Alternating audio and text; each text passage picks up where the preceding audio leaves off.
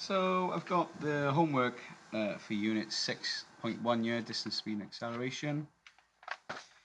And let's just go through it question by question. So the diagram shows positions of the ball at 0.5 second intervals as it rolls down a 10-meter track. It took 0.5 seconds for the ball to roll to A to B, then another 0.5 seconds to roll from B to C, and so on. Write down the distance traveled by the ball from A to E. Well, there's your distance. So it looks like, if you can see that there is a scale. From A is 0 and to E is just 1 before 10, so that's going to be 9 meters. Write down the time taken for the ball to travel from A to E. Now, a lot of mistakes are made here, thinking that for each one of these is 5 seconds, and it's not the case. It says here that the ball, every time you see the ball, so these are not 5 separate balls. These are positions taken. If you imagine a camera taking these pictures of this ball every time, so as you can see that it's slowly starting to increase the distance each time. That's acceleration. So between A and B is 0.5 seconds. So it takes half a second to get from A to B. Then it takes another half a second to get from B to C. So that's 1 second to get from there to there. Then it takes another 0.5 seconds to get from C to D. So that's 1.5 seconds. And then from D to E is another half a second. So in total, it's 2 seconds. Big confusions on that, where everyone, most students think that each one of these is 0.5 seconds, therefore it must be 9 times 0.5, which is 4.5 seconds, which is not the case. Use the equation, and it gives you the equation there, but I like to triangle it up anyway to see what's happening. To calculate the speed, well, if I cover S, it's d over t. So my distance is 9, my time is 2, now it's 4.5 seconds, meters per second. So that's the speed. The speed is 4.5 meters per second.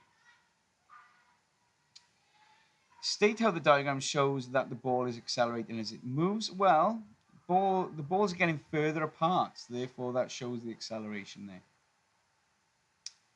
Describe how the pattern of the ball would be different if the track was less steep. Well, the balls wouldn't be so far apart. The balls would be closer together each increment. So balls would be closer for 1 mark there. Graph shows how the speed of an athlete changes after crossing the finish line of a race. So, after crossing, it's in bold. Use the equation to answer the following questions. What was his speed when he finished the race? It is not this speed, because that's after 5 seconds. It is not this speed, because he's just sort of slowing down more there. This is the point where he finishes the race. So his speed was 10 meters per second, which is pretty fast. After what time was his speed equal to 2 meters per second? Well, let's have a look. There's 2 meters per second. If I draw a line across, it's going to be 3.5 seconds. Use the equation, deceleration or acceleration, change in speed over time. So that's v minus u at equation of the triangle. To calculate the deceleration in the first 2 seconds, so this bit by here. So in the first 2 seconds, his initial speed was 10. His final speed was 4. So that's going to be, remember, it's final minus initial. So final is going to be 10. No, sorry. His initial is 10. His final is 4. So it's going to be 4 minus 10. It comes out to be a negative 6. And that's fine because it's deceleration over 2 seconds. And that's going to give us minus 3 or 3 meters per second squared. How does this graph show that the athlete decelerating between 2 seconds and 5 seconds is lower? Well, it's less steep. So he's covering in 1, 2, so he's got 3 seconds there. Okay, he's only decreasing by 4 meters per second, where here it's decreasing by 6 meters per second in 2 seconds. So it's a slower rate. Homework 3 was the graph shows part of the motion of an underground train as it travels from one station to the next. It takes 60 seconds to travel. Well, that's what they've done for you there, 60 seconds to travel between two stations. After 20 seconds, the train stayed at a constant speed of 25 meters per second for 30 seconds before decelerating steadily to rest. So it's told me here that the whole journey is 60 seconds. None of this was plotted. So it's up to me now to try and work out what the questions, or from what the text is saying, to put it on the graph, complete the graph. So it says constant rate 25 meters per second for 30 seconds. So there's 25 meters per second, 1, 2, 3, 30 seconds, and then decelerating steadily, not increasing, not decreasing, steady, which is a straight line down to 60. Describe the motion of the train in the first 20 seconds. Well, it's accelerating at a constant rate there. And you could say it's accelerating for 20 seconds at a constant rate until it gets to 25 meters per second. It's only worth 1 mark, and I think that's fine.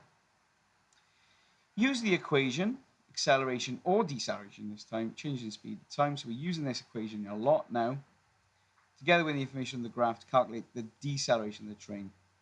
So the deceleration, the initial velocity is 25. So that's the u. The final velocity, the v, is 0. 0 minus 25 is minus 25 over, how many seconds does it take me? It takes me 10 seconds. 60 minus 50 there. And it's going to come out to be a deceleration of minus 2.5 meters per second squared. And they will accept, even if you just don't put the minus, or if you did put the minus, be careful with acceleration. If you put minus, then you might get pulled out for it. But whenever it's a deceleration, if you put the minus, it really doesn't matter. Homework 4. The graph below shows how the braking distance for a car and the driver's thinking distance change with the speed of the car. A car driver traveling along a road sees a child, steps out in front. The driver's thinking distance is 9 meters. Use the graph to write down the speed of the car. So you can see I made a mistake here. I actually went 9 meters. I thought that was initially 9 meters. But that's my speed. So I crossed this red one out. So my 9 meters is now the blue. What was his speed? Let's have a look. I come across, I bring it down. It's 50 meters per second. Nice easy mark. Use the graph to write down the distance traveled while the car is braking from this speed. So that was thinking distance. Now it wants braking distance. It wants the same speed, so it just brought the 50 meters per second up. And it comes out, each square is worth 1, comes out to be 16 meters, just above that pink line, because the pink line was another one that we're going to do now. The car travels at 25 meters per second. Use the equation, this equation, but we should know it anyway because we're going to be dealing with distance and time and speed, to calculate the thinking time for the driver at this speed. So at 25 meters per second, the distance, 25 meters per second, was 50. The pink line there, so I've brought there 25 meters per second. The thinking distance was 15. So I've got my distance is 15. My speed is already given to me. So to work out the time now, I just cover t, d over s, which is going to be 15 over 25. It comes out to be 0.6 seconds. That was my thinking time. Use the graph to find the total stopping distance when the car travels at 25 meters per second. Now, the total stopping distance is your braking distance plus your thinking distance. So you can see that my thinking distance is 15. And all this is at 25 meters per second. My braking distance is 50. So I've just done 50 plus 15. That's going to give me a stopping distance, total stopping distance, 65 meters. State one factor that would decrease the braking distance. So that is improve your results. So improved tread on tires, improved brake pads, improved better weather conditions. If it's drier, there's going to be more friction on the road. If you've got, if there's no rain, again, it's going to be increased friction. It's going to decrease that braking distance. It's going to shorten it, therefore becoming safer. Then the last question on this one is, the government is considering increasing the motorway speed from 70 miles per hour to 80 miles per hour.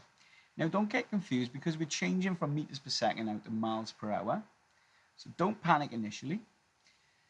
Standard thinking distance and braking distance for a variety of speeds are given in the table. To apply an alert driver on a dry day, so the control is the weather conditions there. Discuss the advantage and disadvantage for taking this journey for 280 miles at 80 miles per hour compared with 70 miles per hour.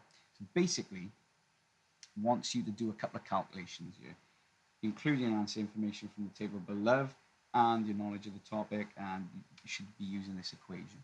6 marks. So the benefits at 70 miles per hour, okay, to do 280 miles, so D is on top.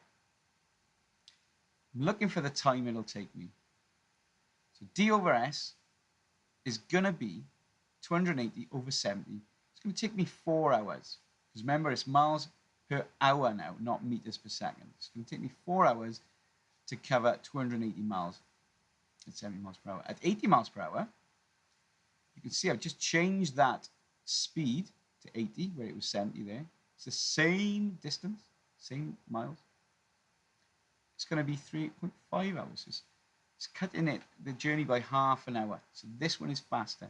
So I could go on to say there that the journey is half hour faster if I do 80 miles per hour rather than 70 miles per hour.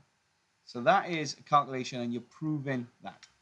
The drawbacks, however, you can use information from this table now. At 70 miles per hour, the stopping distance, okay, is going to be, remember, stopping distance is thinking distance plus braking distance. And they've even got that there at 60 miles per hour, just to show you. 18 plus 55 is going to be 73. So I'm going to just add these up now. 21 plus 75 is 96 meters. So if I'm doing 70 miles per hour, my stopping distance is 76 meters on a dry day.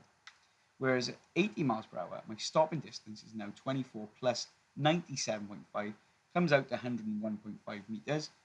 There's a bigger stopping distance, therefore is not as safe. If I see an obstacle or a risk or a hazard, I need to stop. It's going to take me longer to stop on a dry day, and even on a So if we're talking weather conditions on a wet day or an icy day, and let's just say I'm tired or I've got distractions in the car, I'm talking to someone, this is going to increase yet again.